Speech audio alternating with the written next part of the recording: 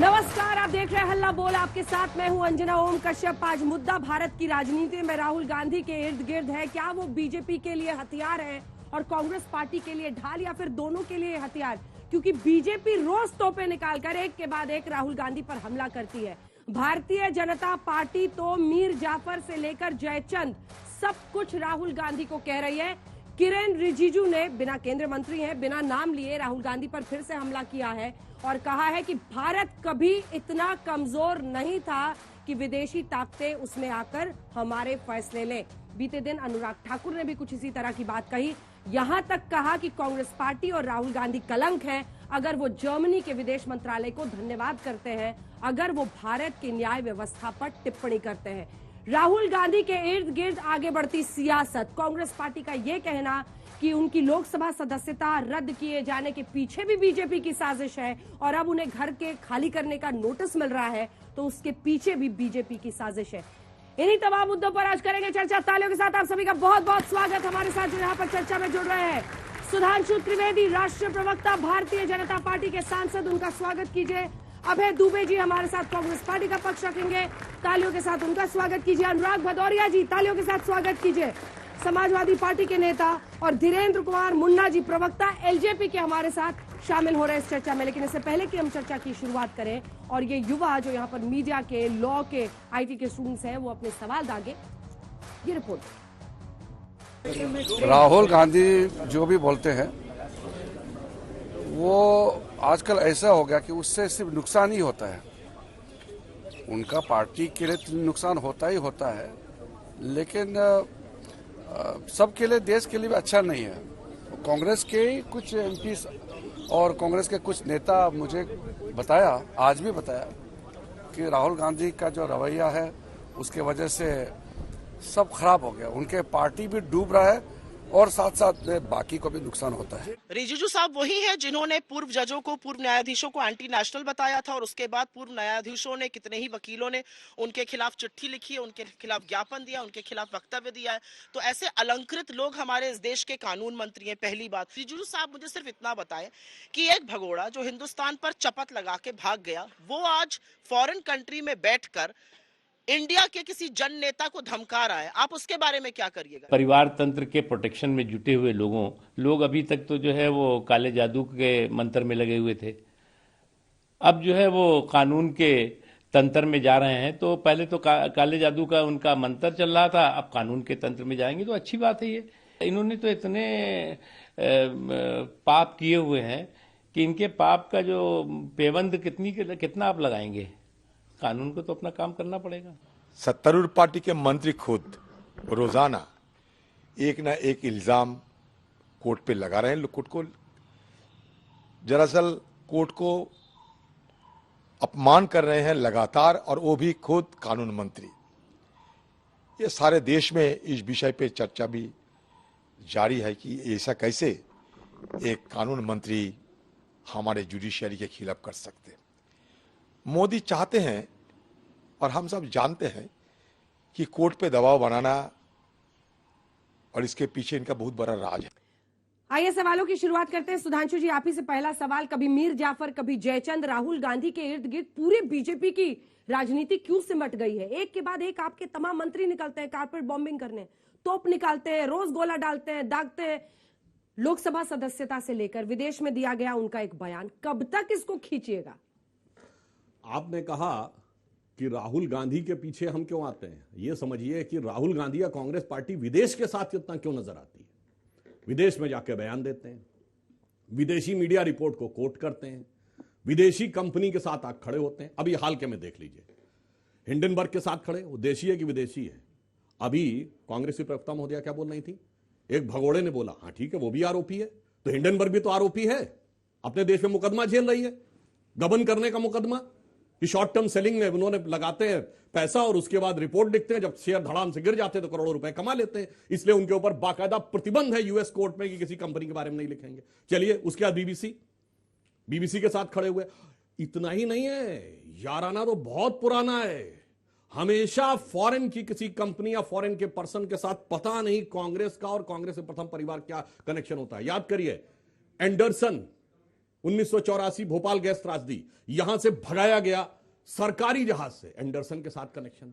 फिर चाहे Christian Michel निकले या ओटावियो कॉट्रोची निकले या गाइडो हैस्की निकले, इस सबके साथ कांग्रेस के पहले परिवार का कनेक्शन क्यों निकल आता है? और मैं पुनः कह रहा हूं, भाई याद करिएगा, मैं नहीं कोट कर रहा हूं, जिस अखबार को आप बहुत कोट करते, 1985 राजीव गांधी जी के अमेरिका दौरे के समय न्यूयॉर्क टाइम्स ने लिखा कि अमेरिकी जेल में एक व्यक्ति बंद था, वहां भयंकर अपराधों में, उसका नाम था आदिल शहरयार, वो राजीव गांधी जी का मित्र था, वो सरकारी जहाज में आया और न्यूयॉर्क टाइम्स के बकौल, मैं नहीं कह रहा हूं कि एंडरसन के बदले में उसको छोड़ा। अब क्या रहे राहुल गांधी ने क्या कर दिया है? राहुल गांधी ने क्या किया है? हम कभी नहीं है हारे दुश्मन के छलछंदों से, हम तो सदा ही हारे हैं अपने घर के जयचंदों से। क्या किया है उन्होंने? मुझे नहीं समझ में आया। खाली जयचंद मीर जाफर बोल दीजिएगा, उससे नहीं होना। किया क्या है उन्होंने? किसने? मैंने बताया ना, एंडरसन को भगाया, कॉट्रोची का पैसा दिलवाया, कांग्रेस पार्टी के पहले परिवार ने क्या किया? अब सुनिए, हाँ। अरे भाई, राहुल गांधी तो उस महान परंपरा के प्रतीक हैं, पहले जाके इंग्लैंड में बोला, हाँ। अब फिर सुनिए, जर्मनी में भी जाके कोर्स कर चुके हैं, शायद 2-3 साल पहले गए थे, इनको पता। मतलब कांग्रेस पार्टी की जर्मनी में इतनी चल रही है कि उनके विदेश मंत्रालय से ये बयान दिलवा देते हैं। जर्मनी में नहीं, वहां के एक पर्टिकुलर मीडिया में सिर्फ स्टेटमेंट दिलवा पाते हैं। वहां के जो प्रधानमंत्री और राष्ट्रपति, वो तो मोदी जी की तारीफ करते हैं, वहां किसी से स्टेटमेंट दिला पाते हैं। और अगर जर्मनी की बात पे इतने यकीन है तो मैं एक और बात कहना चाहता हूं, जर्मन की पूर्व चांसलर एंजेला मेर्केल ने बोला था, there are certain no-go zones in my country because they are controlled by Muslim fundamentalists। बोलेंगे? औकात है? नहीं बोलेंगे। वहां पे तो नहीं जर्मनी की, यहां पे जर्मनी की चलेगी। इसलिए मैं कहना चाहता हूं, अमेरिका में जाके बोलना, ब्रिटेन में जाके बोलना, डिफेंडर्स ऑफ डेमोक्रेसी उनको बोलना, फिर उनका यहां पर जवाब आना और फिर दिग्विजय सिंह का कोट करना, ट्वीट करना। कांग्रेस का पूरा अस्तित्व अब राहुल गांधी है। सब निकल पड़े हैं बस राहुल गांधी की ढाल बनने के लिए। मेरा सवाल सुनिए, जर्मन विदेश मंत्रालय का एक बयान आता है जिसमें वो भारत की न्याय व्यवस्था पर हम नजर बनाए हुए हैं, अमेरिका कहे, जर्मनी कहे, और आपके माननीय नेता, सांसद भी हैं राज्यसभा से, दिग्विजय सिंह साहब कहते हैं, धन्यवाद जर्मनी, आपको विदेशी हस्तक्षेप चाहिए इस देश में। अब भारत की न्याय व्यवस्था पर मैं चाहता हूं कि देश के प्रत्येक आदमी को निगाह डालनी चाहिए। यह कानून मंत्री ने अभी बयान दिया था, वो कानून मंत्री जो न्याय की देवी पर से भारतीय जनता पार्टी के दृष्टिकोण से देखने के लिए न्याय की पट्टी हटा देना चाहता है, उसके हाथ में रखे तराजू को सत्ता का हित साधने के लिए झुका देना चाहता है। भारत के संविधान में प्रदत्त अभिव्यक्ति की आजादी को अघोषित रूप से संशोधित कर दिया जाता है और यह लिख दिया जाता है कि अभिव्यक्ति का स्वर अगर सत्ता के स्वर से अलग होगा, आलोचना से भरा होगा, तो अभिव्यक्ति को कैद समझा जाएगा। मगर यह सरकार इस बात को समझ नहीं सकती कि बर्तानिया के खिलाफ भी लड़ाई एक गांधी ने लड़ी थी और आज इस बर्तानिया की स्वरूप की सत्ता के खिलाफ भी एक गांधी लड़ रहा है। गांधी जितना सताया जाएगा उतना सशक्त हो जाएगा, जितना प्रताड़ित किया जाएगा उतना प्रतिबद्ध हो जाएगा। क्यों न्याय की मैं बात कर रहा हूं? राहुल गांधी जी अन्याय क्यों हुआ? बिल्कुल सुनिए, राहुल गांधी जी से सिर्फ महात्मा गांधी जी की के प्रशस्त मार्ग पर नहीं चल रहे। पवन खेड़ा जी ने बीते दिन प्रभु राम से तुलना कर, भगवान प्रभु श्री राम, भगवान प्रभु श्री कृष्ण के प्रशस्त मार्ग पर चल रहे हैं। जब संधि का प्रस्ताव लेकर श्री कृष्ण गए थे तो उन्होंने कहा था, कौरवों की सत्ता से अगर न्याय अगर दो आधा दो, उसमें भी जो तुम बाधा दो तो दे दो, सिर्फ मुझको 5 ग्राम रखो अपनी भूमि तमाम। दुर्योधन वो भी दे न सका, आशीष समाज का ले न सका, उल्टे हरि को बांधने चला, जो था असाध्य उसे साधने चला। जब नाश मनुष्य पर छाता है तो पहले विवेक मर जाता है। राहुल गांधी के खिलाफ क्या षड्यंत्र हुआ है अगले 10 सेकंड में बताता हूं। अगले 10 सेकंड में सुन लीजिए। राहुल गांधी के खिलाफ एक याचिका लगाई गई 16 अप्रैल 2019 को। वो याचिकाकर्ता ने राहुल गांधी जी का बयान होने के बाद प्रत्यक्ष मौजूद रहकर कोर्ट में कहा न्यायाधीश दवे से कि बार बार राहुल गांधी को बुलाइए। न्यायाधीश महोदय ने इनकार कर दिया। वो उच्च न्यायालय चले गया, स्थगन ले लिया। न्यायाधीश महोदय का ट्रांसफर होता है, वो कहता है कोर्ट में नए एविडेंस आ गए हैं, अब आप स्टे वेकेट कर दीजिए। स्टे वेकेट किया जाता है मगर कोई नए एविडेंस नहीं थे। 7 फरवरी को राहुल गांधी जी भाषण देते हैं, उसके बाद स्टे वेकेट किया जाता है। भाषण क्या होता है? भाषण होता है, प्रधानमंत्री जी एक इलारा नाम की कंपनी है जो ऑफशोर कंपनी, विदेशी आक्रमण की व्याख्या सुन लीजिए, वो अडानी के साथ पार्टनरशिप में स्ट्रेटेजिक एरिया में वो मिसाइल और रडार अपग्रेडेशन का काम कर रही है। जो संदिग्ध कंपनी है, ये भारत की अस्मिता पर हमला है प्रधानमंत्री जी। चांगचुंग लीक एक चीनी व्यापारी है जो भारतीय एजेंसियों के रडार पर है, वो अडानी जी के साथ साझेदारी करके उनके भाई के साथ स्टॉक मल्लिकार्जुन खड़गे, प्रियंका, इतनी सारी आपकी पार्टी के नेता, कोई नहीं बोल पाएगा, राहुल ही बोल पाते, इसलिए उनको टारगेट किया गया है। राहुल गांधी सजा किसने दी? सजा 2 साल की सजा किसने दी आपराधिक मानहानि केस में?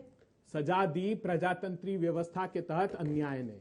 हम उस अन्याय के खिलाफ अन्याय ऊपरी नहीं, अदालत, मतलब बिल्कुल न्यायालय को अन्याय कह अन्याय दिया। क्यों? गुजरात के न्यायालय को आप न्यायालय कह रहे हैं, क्या कह रहे हैं? हाँ बिल्कुल, यही अन्याय की मुखरता से आवाज ऊपर उठाएंगे। हमने कहा था न्यायाधीश से, तो उठा क्यों नहीं रहे? पवन खेड़ा के लिए 1 घंटे में कोर्ट पहुंच जाते हैं, अभी तक राहुल गांधी के लिए क्यों नहीं गए? ये तो कहते हैं कि आप लोग साजिश रच रहे हैं। जी 170 पन्ने का आदेश गुजराती भाषा में है। आप क्या सोचती है कि अच्छा, 10 गुजराती दिन से भाषा का आदेश ट्रांसलेशन नहीं हो पा रहा लेकर गुजराती उसका भाषा में। ट्रांसलेशन होगा, अदालत में भी लड़ेंगे और जनता की अदालत में भी लड़ेंगे। लेकिन आज ये प्रश्न उठाने का अधिकार इनको नहीं है, क्योंकि हमने कहा था न्यायाधीश महोदय से सीआरपीसी के सेक्शन 202 में आपको अनिवार्य रूप से इंक्वायरी करानी थी, अभी तक आपने नहीं गुजराती कराई। ट्रांसलेशन हो रहा है सर। इन लोगों ने क्या किया जानते मुझे हैं? जवाब तो दे दीजिए। भारत के संविधान अभी में तक 170 पन्नों का गुजराती से हिंदी में ट्रांसलेशन चल रहा है। अंजना जी, प्रश्न ट्रांसलेशन का नहीं है, प्रश्न इन लोगों की दृष्टता का है। हम जब न्याय ऊपर की अदालत से लेंगे, लेकिन आज जो इन्होंने अन्याय किया है उसकी बात करनी जरूरी है। भारत के संविधान का आर्टिकल 103 कहता है कि अयोग्यता का निर्धारण राष्ट्रपति करेंगे। क्यों आनंद फानन में कर दी? आप उनकी सदस्यता और घर छीन सकते हो, उनका साहस नहीं छीन सकते। वो पूरी प्रतिबद्धता और दृढ़ता के साथ लड़ेगा। 12 लाख करोड़ रुपए का डाका हिंदुस्तान में डाला गया है। 12 लाख करोड़ रुपए से क्या आ सकता है जानते हैं आप? 6 करोड़ प्रधानमंत्री आवास योजना मत ताली बजाना तो बजा सकते हैं। 17 साल तक उज्ज्वला बहनों को मुफ्त में गैस का सिलेंडर मिल सकता है। ठीक है। 10 लाख करोड़ रुपए का किसानों का कर्ज है, छोटे किसानों को वो माफ हो सकता है, वो नहीं किया। लेकिन आपदा में अवसर ढूंढा। प्रधानमंत्री जी ने कहा था कि आपदा में क्या अवसर ढूंढा? अगले राउंड नहीं, क्या अवसर? अंजना जी आखिरी बात कहने दीजिए। प्रधानमंत्री जी ने कहा 3 काले कानून लेकर आए कोविड के क्राइसिस में, लेकिन अडानी जी ने क्या किया? उनकी अडानी ग्रीन एनर्जी 6,820% की वृद्धि करती, अडानी इंटरप्राइजेस 2,500% की, अडानी ट्रांसमिशन 1,288% की, अडानी टोटल गैस 8,987% की वृद्धि करती है।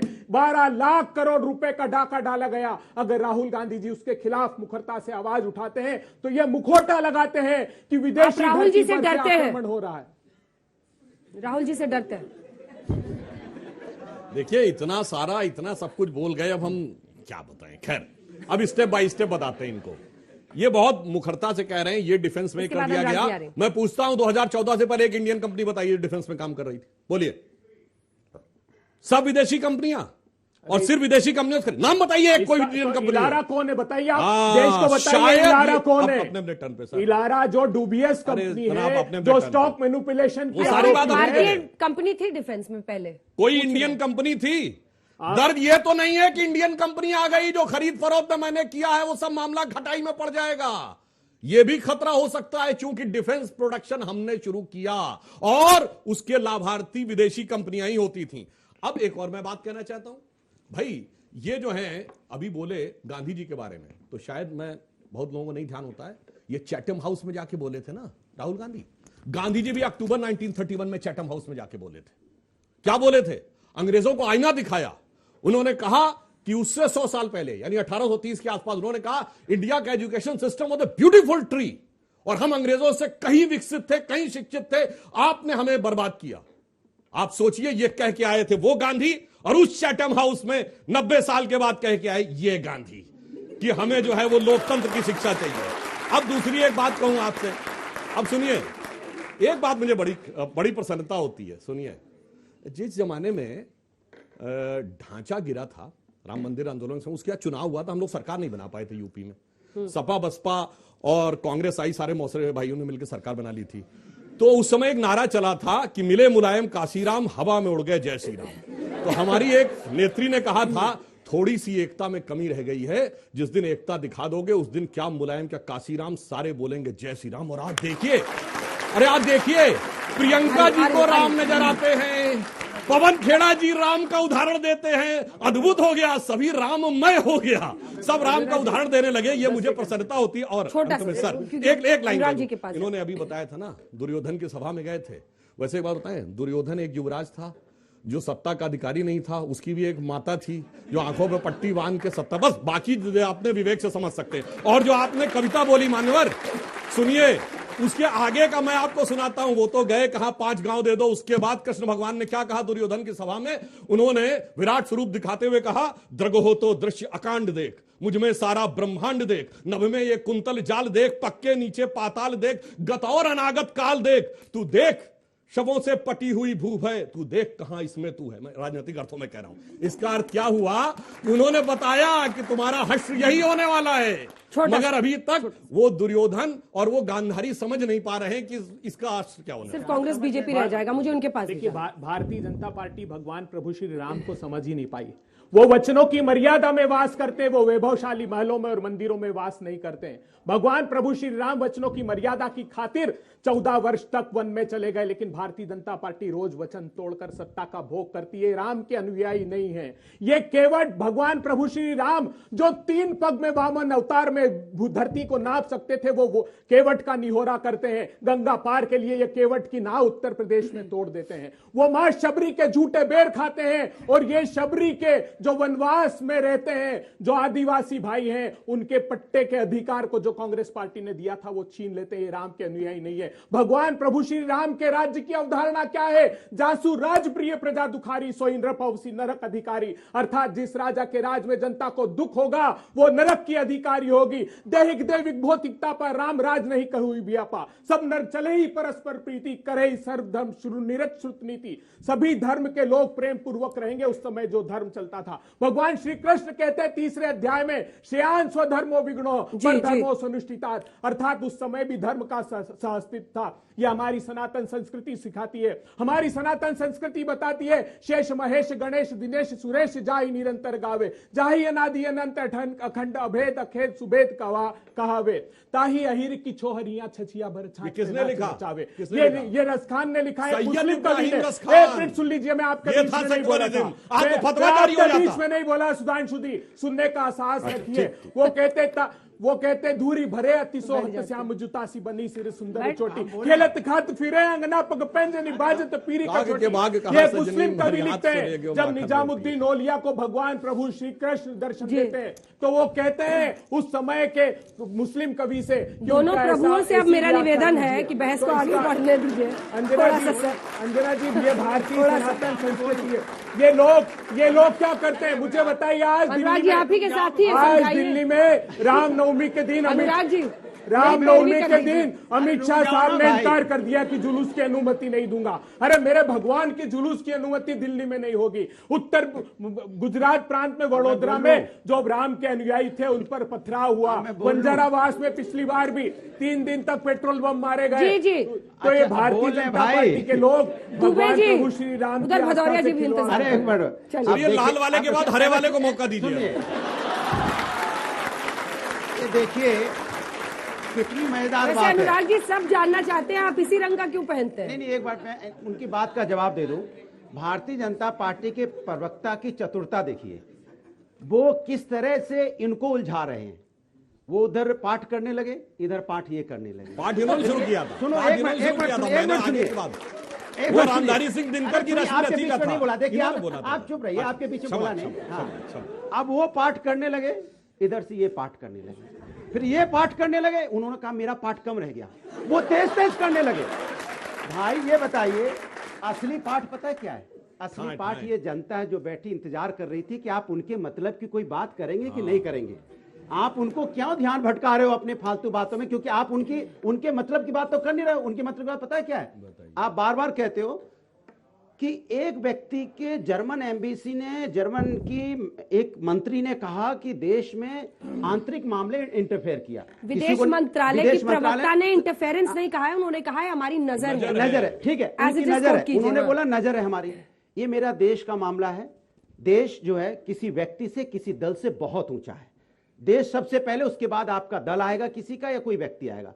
इनकी जिम्मेदारी बनती थी, सरकार इनकी थी, उसके एम्बेसडर को बुलाते, जर्मन के एम्बेसडर को, जर्मनी के वाले को पूछते कि तुम्हारी हिम्मत कैसे हुई हम ये बात करने की। वो नहीं बोल पा रहे, भटका रहे हैं। ये सत्ता में ये है, जिम्मेदारी इनकी है। ये सवाल मुझसे पूछते हैं, शर्म भी नहीं आती है। सत्ता में कौन है जरा बताइए? सवाल हमसे पूछ रहे हैं।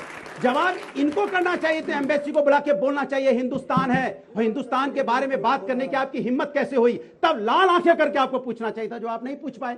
इतना मंत्र पढ़ रहे थे यहाँ पे, लेकिन जर्मनी में पढ़ देते थोड़ा। दूसरा सुन लीजिए, इनकी डबल मानसिकता देखिए। एक बार कहेंगे जब हिंदुस्तान में सैफई का विकास हुआ गांव का, तब रोज हमसे बोलते थे सीधे जर्मनी से सैफई आ गए। एक मिनट, गांव की बात हो रही है, तब पता क्या थे, सैफई में क्या हुआ बताओ, सैफई में क्या हुआ बताओ। आप कह रहे हो जब कोई विदेश की बात करेगा, तब विदेश से जब इनको रेटिंग मिलती है ना, बीजेपी को रेटिंग में नंबर 1 है बीजेपी को तो रेटिंग नहीं सुन मिलती। लीजिए एक बार, इंडिया आप मिलती है आपके यहाँ, तब ये चिल्ला चिल्ला के बोलते हैं देखिए विदेशी रेटिंग ने हमें नंबर 1 दिया है, हमें नंबर 1 दिया है। आज ये क्यों है? आप तब तो आपको दिक्कत नहीं होती है, तब भी आपको यही बोलना चाहिए कि इंडियन रेटिंग हमें चाहिए, विदेशी रेटिंग नहीं चाहिए। तब आप क्यों इतना हल्ला मचाते हो? विदेशी रेटिंग पे आप बहुत खुश हो जाते हो। ये भारतीय जनता पार्टी है, इनके लिए 2 लाइन कहते हैं, इन्होंने बहुत चीजें सुनाई, मैं एक छोटी सी लाइन सुनाइए। इरशाद कहते हैं ना, इरशाद नहीं, आपके मतलब की हो, सुन लीजिए। कुछ तो भाजपा कहेगी, इनका काम है कहना, छोड़ो इनकी झूठी बातों में, कहीं बीत न जाए उमरिया।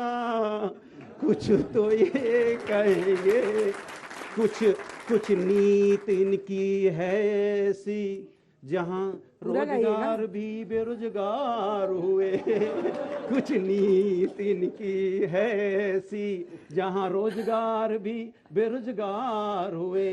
कुछ बातें ऐसी करते हैं, जहां प्रेम की भाषा भी बदनाम हुई। छोड़ो चौपाई के बाद अब गाना सेशन है भाई, ताली बजाइए आप लोग, मस्त रहे।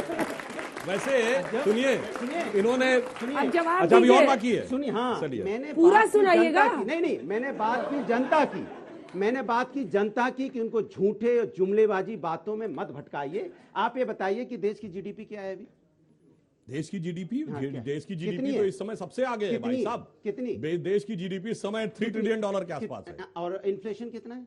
इन्फ्लेशन है 5.9। सोचिए, जिस देश में महंगाई ज्यादा हो, बताइए देश की एक देश GDP बताइए जहां कम महंगाई हो, हमसे तो ज्यादा हो। बताइए कैसे जिएगा आदमी? एक बताइए देश आप, बताओ। सोचिए जीडीपी एक देश यहाँ पे बताइए। कम, हमारी महंगाई ज्यादा, हम कैसे जिएंगे बताइए? बताइए सुधांशु जी, जवाब दीजिए। ये है इनका। अच्छा, आप जवाब सुनिए, भदौरिया जी, प्रश्न जवाब ये किया, जीडीपी है $3 ट्रिलियन इसके बाद आ रही हूँ। और महंगाई 5.7%। ये कैसे इन्होंने कह लिया कि जीडीपी और महंगाई कम ज्यादा? ना। वैसे एक बात बताएं आपको, कैसे किया? आप बता दो, मैं समझाई दूंगा अपने अपने टर्न पे। हाँ। आपको पता है जर्मनी की बहुत बात चल रही, एक जर्मन भाषा का शब्द है जो हम सब जानते हैं, हम सब ने यूज किया है। वो जानते क्या है? किंडरगार्टन, जो केजी का फुल फॉर्म है। ये उसी लेवल की बुद्धि है जिसमें ये कह रहे हैं कि वो होना क्या चाहिए। आप बताइए ना, बताइए अब ना। मैं तो आपसे कह रहा हूं, भारत की रेट ऑफ इन्फ्लेशन 5.7 है, ग्रोथ रेट हमारी 6.4 है, जो वर्ल्ड में मैक्सिमम है। वर्ल्ड की ग्रोथ रेट 2.9 है, जो क्रिस्टीना जॉर्जिवा IMF की चीफ ने पिछले महीने बताया। अन्यथा G7 या G20 में एक कंट्री बताइए जहां महंगाई हमसे ज्यादा और विकास दर हमसे कम हो। बोलिए, सबको रोजगार मिल बोलिए। गया। अच्छा सबको रोजगार मिल गया।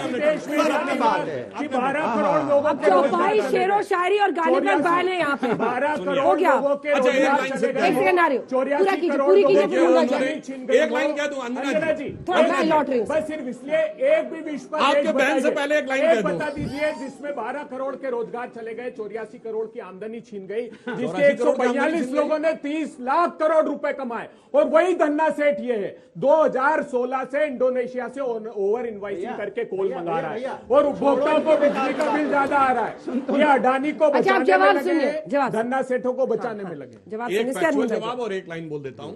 पीरियोडिक लेबर सर्वे में, हवा में नहीं बोल रहा हूं, उसके अनुसार भारत की बेरोजगारी दर अब 4.1% पे आ गई है, 2018 के बाद सबसे कम है। यानी अब हम कोविड के बाद निकलने की स्थिति में आ गए। और आपके बैन से पहले इन्होंने इतने चौपाई सुनाई, उन्होंने गाना सुनाया। तो बस सारे गाने की सार एक है जो आपको ध्यान रखना चाहिए।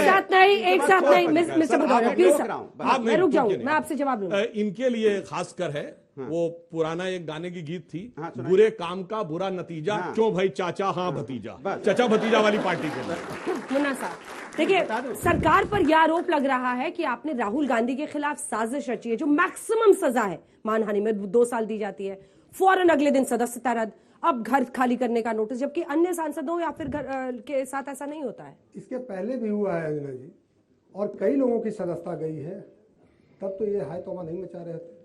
राहुल गांधी के समय में ही है तौबा, क्योंकि मात्र एक भारत में वो सांसद हुए।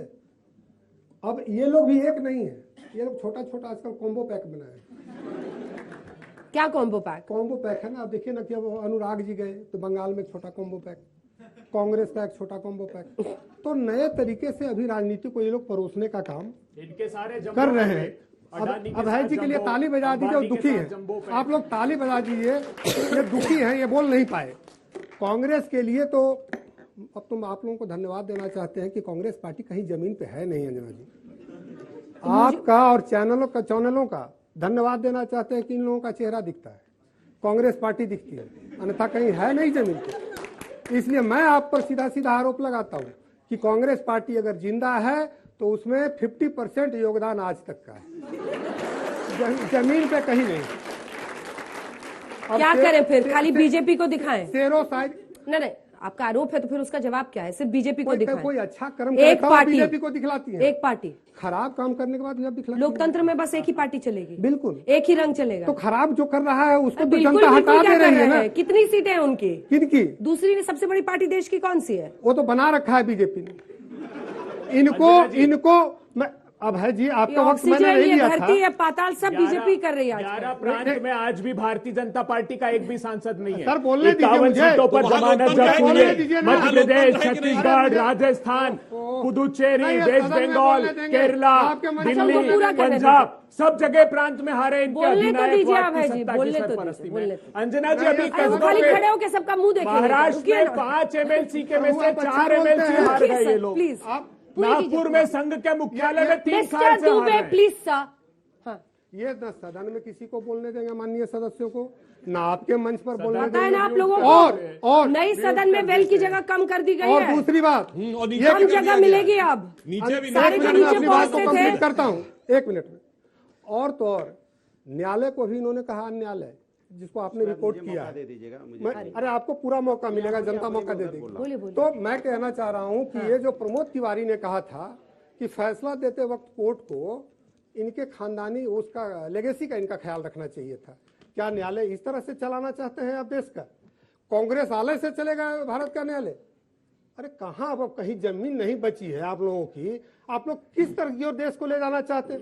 विदेश जमीन समेटे बैठे हुए एलजेपी वाले। अरे भाई सुनिए क्या तो, है तुम्हारा? अरे बता तो दो। आपका क्या है? भारतीय जनता पार्टी ने तुम्हारे सामान भी उठा के रामविलास पासवान का इतना अनादर किया, गुलाम नबी आजाद को घर दे दिया। हर घर जो अनाज पहुंच रही है वो हमारे नेता के द्वारा की गई पहुंच रही है। और भारत के लिए जो काम करेगा, भारत को जो सशक्त करेगा, वो आदरणीय नरेंद्र मोदी जी उनके साथ में हूँ। सीमा में बैठा है आकर 2000 स्क्वायर किलोमीटर। एक सेकंड। अब मैं एक प्रश्न बीजेपी और कांग्रेस दोनों के प्रवक्ता से करती हूँ, और अगर आप लोग सहमत हैं तो ध्वनि मत से मेरी इस बात का समर्थन कीजिएगा। दरअसल आप दोनों ने, एक सेकंड, आप दोनों ने इस देश की संसद को बेईमानी कर दिया है। मेरा आरोप आप दोनों पर है, राहुल गांधी के नाम पर हो, जिस भी मुद्दे के नाम पर हो, आप लोग संसद सत्र को स्वाहा करते हैं। उछालेंगे शगुफों को, रचेंगे स्वांग संसद में, सही मुद्दों पर बहस होने नहीं देंगे। हमारी ये जिद है कि सुबह होने नहीं देंगे। ये क्या तमाशा है? 14 महत्वपूर्ण बिल है जिनको पास होना था। एक सेकंड रुकिए। 14 महत्वपूर्ण बिल थे जिनको पास होना था। आप लोग बजट तक बिना बहस के पास करा देते हैं। कैसे चल रहा है ये सब? आप दोनों की जवाबदेही और जिम्मेदारी। आप कहते हैं राहुल माफी मांगिए, आप कहते हैं अडानी पर आप जेपीसी बनाइए, कोर्ट में मामला चल रहा है उसके बावजूद। आप लोग, हम लोग कल्पना नहीं कर सकते कि बिना नौकरी किए तनख्वाह कोई दे दे। आप लोग आते हैं, घूमते फिरते हैं, वेल में पहुंचते हैं, प्लाकार्ड दिखाते हैं, घर चले जाते हैं। क्या मजाक बना रखा? मजाक बना रखा। आप बोलेंगे क्योंकि आप सरकार है, ये आपकी जिम्मेदारी है कि सदन चले। मैं कहता हूं इस संसद सत्र में आपने कहा कि हमारी तरफ से भी मांग है और इनकी तरफ से भी मांग है। पिछले संसद सत्र में क्या था?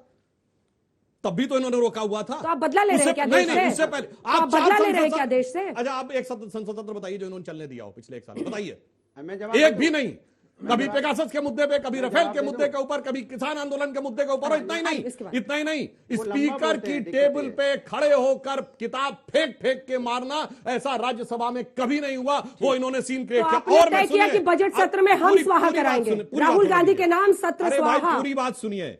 आप हमारी सरकार के खिलाफ बोलिए, कोई बात नहीं। आप हमारी पार्टी के खिलाफ बोलिए, कोई बात नहीं। मोदी जी के लिए जितना विश्वमन करना है करिए, गाली बकिए, वो सब कोई बात नहीं, हमने झेला। पर भारत को गाली बकेंगे अगर आप कहेंगे लोकतंत्र खत्म हो गया है, अगर आप ये कहेंगे डिफेंडर्स ऑफ डेमोक्रेसी दूसरे देश भारत में हस्तक्षेप क्यों नहीं कर रहे हैं, तो माफी मांगे बगैर काम नहीं चलेगा। यह हमारा स्पष्ट मानना है। अच्छा, वो बोलिए। चुनाव जीतते नहीं है, लोकतंत्र खतरे में है, लोकतंत्र खतरे में है। अरे हिमाचल आप जीते ना भाई साहब, फिर लोकतंत्र वहां खतरे में नहीं था। अंजना जी, राहुल गांधी जी किस बात के लिए माफी मांगे कि सदन में ये चर्चा नहीं होने देते कि चीन 2000 स्क्वायर किलोमीटर अंदर बैठा है? राहुल गांधी जी किस लिए माफी मांगे कि सदन में बात नहीं होने देते कि चीन ने $100 बिलियन से ज्यादा का इंपोर्ट कर दिया? Parliamentary standing committee on commerce कहती कि हिंदुस्तान के एमएसएमई को चीन के इस इंपोर्ट ने तबाह कर दिया। क्या इस बात के लिए माफी मांगे? क्या इस बात के लिए माफी मांगे कि सर्वोच्च अदालत पेगासिस के निर्णय में कहता है कि सरकार ने हमको अपेक्षित मदद नहीं की, 5 फोन में हमने इंफेक्शन पाए थे, लेकिन वो ट्रेसेस पेगासिस के हैं कि नहीं, कह नहीं सकते। राफेल के फैसले में आजाद भारत के इतिहास में पहली बार ऐसा हुआ कि जो सर्वोच्च अदालत का फैसला था वो गलत था और सरकार गई संशोधन याचिका लेकर, सरकार संशोधन याचिका लेकर गई और कहा कि आपके फैसले में संशोधन कर दीजिए। यह आजाद भारत के इतिहास में पहली बार हुआ। क्या इसके लिए माफी मांग ले? क्या इस बात के लिए राहुल गांधी माफी मांग ले कि आप अडानी जी के लिए इतने प्रोटेक्टिव है कि जेपीसी की मांग को खारिज कर देते हैं, बनाना नहीं चाहते? सर्वोच्च अदालत ने एक कमेटी बनाई तो बीजेपी एक लिफाफा लेकर जनता से जुड़ा एक काम मत कीजिए, बस लड़ते रहिए। वहां पर भी लिफाफा लेकर पहुंच गई कि हमारी कमेटी जांच करेगी। जेपीसी जाते नहीं और कहते हैं कि हमारी कमेटी, क्यों सर्वोच्च अदालत ने फटकार लगाई कि हम पारदर्शिता चाहते हैं अडानी के मामले में, हम नहीं चाहते कि सरकार की समिति बात करे। देखिए ये देश पर हमला है कि नहीं हमला? मैं बोलूं, देखिए मजेदार बात, देखिए फिर आप देखिए खामखा वाले बीच एक बार चुप रहिए, एक बार सुन लीजिए। ये है जो आपकी आदत है सत्ता की, ये जो नशा है ना, किसी को खामा खा बोल देना। सुनिए, ये किसी को खामा, मैं एक वोटर हूँ, एक वोट देता हूँ, क्या बात करते हो आप? खामा, ये खामा खाओगे? अगर एमपी एमएलए नहीं है खामा खाओगे, एमएलए एमपी नहीं खामा खाओगे? ये सब वोटर हैं और वोटर का अपमान नहीं कर सकते आप, वोटर का अपमान नहीं कर सकते आप। अब बोलने दीजिए मुझे। देखिए, इनसे सवाल पूछा गया जब विपक्ष में थे तब भी ये हल्ला मचा के पार्लियामेंट नहीं चलने देते थे, यही भारतीय जनता पार्टी। इनको याद होगा, आज तब ये बोलते थे कि लोकतंत्र खतरे में, क्योंकि हल्ला मचाते थे। एक महीना पार्लियामेंट नहीं चली है, आज ये सत्ता में है। इनकी जिम्मेदारी बनती है पार्लियामेंट चलाना, इनकी जिम्मेदारी बनती है विपक्ष के साथ बैठ के बात करना। अगर विपक्ष नाखुश है तो उसको मनाइए, उससे बात कीजिए, सहमति बनाइए, पार्लियामेंट चलाइए, क्योंकि आपने, जनता ने आपको वोट दिया है। जनता इंतजार करती है कि आएगा आदमी, ये आएंगे पार्लियामेंट में, क्योंकि पार्लियामेंट में सभी जगह से लोकसभा के सदस्य चुन के जाते हैं और लोकसभा के सदस्य जिस लोकसभा से चुन के जाते हैं वो अपनी अपनी समस्या रखेंगे, अपनी गांव की रखेंगे, अपने कस्बे की रखेंगे। आपने वो प्लेटफॉर्म उनसे छीन लिया, क्यों? क्योंकि आप चाहते नहीं कि पार्लियामेंट के अंदर में बहस हो, महंगाई, बेरोजगारी, नेता को ये मनाए, मनाते कैसे? कि मतलब रूठना मनाना क्या है? ये तो ऐसे मनाने वाले हैं ना, ऐसे वाले। और कहें कि आप मनाए कैसे? मतलब बता रहा हूँ कैसे। कट्टा सुन लीजिए, कट्टा नहीं, सुनिए, मजाक मत कीजिए आप। लोकतंत्र कट्टाबाजी बात मत, ये है इनकी मानसिकता। कट्टा सोचिए, कट्टा इनकी मानसिकता है। कैसे बताइए ना, मैं बता रहा हूँ। भाई विपक्ष कह रहा है जेपीसी करा दो, भाई जेपीसी करा दो, आपके मन में चोर नहीं है, आप बोलो कोई बात नहीं जेपीसी कर देते, बात खत्म हो गई। अब उसमें क्यों जेपीसी से, एक मिनट रुकिए ना, फिर जेपीसी में दिक्कत क्या? करा दीजिए, विपक्ष यही तो मांग रहा है। विपक्ष यही तो कह रहा था किसान बिल आपने जो बनाया है, किसान बिल ठीक नहीं है, वापस लो। आज 100 से ज्यादा किसानों की मौतें हो गई, 1 साल किसान धरने पे बैठा रहा। जो विधवा हो गई होगी, सोचो उस बीवी पे क्या गुजरती होगी जो किसान मर चुका है, उस बेटे पे क्या गुजरती होगी जिसका बाप चला गया। 1 साल बाद आपने वही किसान बिल वापस लिया आपने, मानव विपक्ष की बात की किसान बिल गलत था। जिम्मेदारी किसकी है? ये अपनी जिम्मेदारी से भाग रहे हैं, ये गलत है। देखो आप लोग नौजवान लोग ये सिर्फ बहकाते हैं और लास्ट में ये देखते रहते हैं कहां ताली बजने का लास्ट में आएगा, तो राष्ट्र की बात ले रही है कि ताली बज गई, हो गया, राष्ट्र का नाम ले लिया हमने, सब खत्म। ये राष्ट्र के नाम पे आपको धोखा देते हैं, ये राष्ट्र के नाम पे धोखा दे रहे हैं, इनके बातों में मत आओ, ये कभी आपके मतलब की बात नहीं करेंगे। एक साथ नहीं, कॉम्बो पैक। ये लोग आपके भविष्य पर इस बात को याद रखिए। सोचना है क्या करना चाहते हैं। ये दोनों जो है ना, ये सीबीआई, ईडी और आईटी से मान्यता प्राप्त दल के लोग हैं। मतलब इन लोगों को मान्यता है, वहाँ एक जगह है, रजिस्टर्ड है सब। 1970 में नहीं है ना? नहीं 1970 में नहीं, ईडी, सीबीआई, आईटी। अभी तो और एक सेकंड, पहले तो डिस्प्रोपोर्शनेट एसेट्स केस चल रहा था, अभी तो ये लोग मेहरबान है। ऐसा कुछ तो नहीं चल रहा है अखिलेश जी के खिलाफ। मेहरबानी तो हुआ था ना कि जब आदरणीय नेताजी ने कान में कहा था, हेमंत तो विश्वास मोदी जी के कान में कहा था कि एक बबुआ पर ध्यान साथ नहीं, रखिएगा। एक साथ नहीं, प्लीज सर। आपके बीच में कौन चीख रहा था मुझे बताइए मैं प्लीज। तो नहीं बोल रहा हूँ अंजना जी, आप दोनों ही चीख रहे हैं सबसे ज्यादा। अरे मैं कहाँ बोल रहा हूँ? मान्यता प्राप्त है, अजय भाई, मान्यता पूरा प्राप्त है। जिनसे पूछ लो, मैंने आप लोगों की बात की ना। अरे अरे आपको मिलेगा मौका, जब जनता नहीं मौका दे रही है तो यहाँ कहाँ से मौका मिलेगा? यही देंगे। आपको थोड़ा अच्छा काम करना पड़ेगा भाई। बोलिए। मैं कह रहा हूँ कि इनके नेताजी आदरणीय प्रधानमंत्री जी के कान में कुछ कहा था अखिलेश जी के लिए, आप लोगों को पता होगा। वो एग्जैक्ट नहीं, मैं खड़ा नहीं था, मैं आप ही लोगों के जैसे कोई बुद्धिमान लोगों से सुना था कि अब इसको छोड़ दीजिएगा, ये मेरा बालक है। अच्छा, शायद इनसे पूछ लीजिए। यही इन्होंने ही मुझे बाहर में बतलाया। तो मैं तो अब भ्रष्टाचार के ऊपर में यदि चोट होता है तो आप लोग विपक्ष की एकता की बात करते हैं, क्यों नहीं? जब वो जयप्रकाश नारायण के समय में एक हुआ था विपक्षी एक, आज अपनी महत्वाकांक्षा को भुला के आप लोग क्यों नहीं एक हो जाते पूरे देश के लिए कि बीजेपी को हटाना है, सबको प्रधानमंत्री बनना है? अरे रावण के भी 10 मूड़ी थे ना, तो रावण के 10 मूड़ी थे तो वो भी एक ही बात बोलता था। यहाँ 10 मूड़ी 10 दिशाओं में और 10 तरह की बात करने वाले ये लोग हैं। अंजना जी, बस एक लाइन बोलूंगा। अंजना जी, एक लाइन से ज्यादा नहीं बोलूंगा। मैं बीजेपी की तरह नहीं हूँ। सुधांशु जी अपना टाइम दे रहे हैं। जब भी बोलेंगे 1970 में क्या था, 1975 में क्या था, देखना आप सुन लीजिए। 1970 75 सुनिए, 2023 में। ठीक है, अब जवाब ले लें। अब जवाब देता हूं। मार्च 2023 में उत्तर प्रदेश विधानसभा के सत्र में जितना ये हाथ यूं करके बोले, महंगाई का मुद्दा उठाया, बेरोजगारी का मुद्दा उठाया, किसान का मुद्दा उठाया नहीं, जब योगी जी ने कहा माफिया को मिट्टी में मिला देंगे तो उछल के उठाया। ऐसे कैसे गोली चल रही है? क्यों? अनुराग जी प्लीज आपके बीच में प्लीज, इसीलिए मैंने कहा ये गलत है, आपको बोलने दिया। सफाई स्टाइल में बहस मत करिए। आप मेरे प्लीज बोल रहे थे, मैं थोड़ा परेशान हो गए। देखिए परेशान, इनका नेता केवल तब उछल के सामने आए जब योगी जी ने कहा माफियाओं को मिट्टी में मिला देंगे, तो कहते हैं ये भाषा कैसे बोल रहे हैं। अन्यथा बताइए, कोई बताइए उत्तर प्रदेश विधानसभा में मार्च 2023 में कौन सा प्रपोजल लाए? बोलिए, कुछ नहीं लाए, यहाँ आके भाषण देना, ये होती है हकीकत। और एक और बात, इन्होंने कहा 100 किसानों की मृत्यु हुई, ये कहते हैं 700 किसानों की मृत्यु हुई। अच्छा बताओ हुई कितने की? आप बता दीजिए। चलिए, आप सरकार में, आप सरकार में, आप डाटा दीजिए, आप डाटा दीजिए। आपने 100 कैसे? हाँ मैं बता रहा हूँ, अब बोलते हैं। अरे बोलने दो मेरे भाई बोलने दीजिए। अरे मेरे भाई बोलने तो दीजिए। सुनिए, आए थे पंजाब से, डेथ हुई दिल्ली में, ना दिल्ली में हमारी सरकार, ना पंजाब में। बोलिए, आपको 100 कहां पता चला? थे आपको किसान हमारे हिंदुस्तानी थे। अच्छा ये सही, पंजाब के बोलिए ना, 100 का आंकड़ा आया कहां से? सरकारों ने कोई आंकड़ा नहीं दिया, आपने कहां से दिया? आपकी सरकार ने आंकड़ा नहीं दिया। ये यूपी का, ये बिहार का, ये दिल्ली का, ये डिवाइडेड रूल मत कीजिए। तालियों के साथ आप सभी का बहुत बहुत धन्यवाद।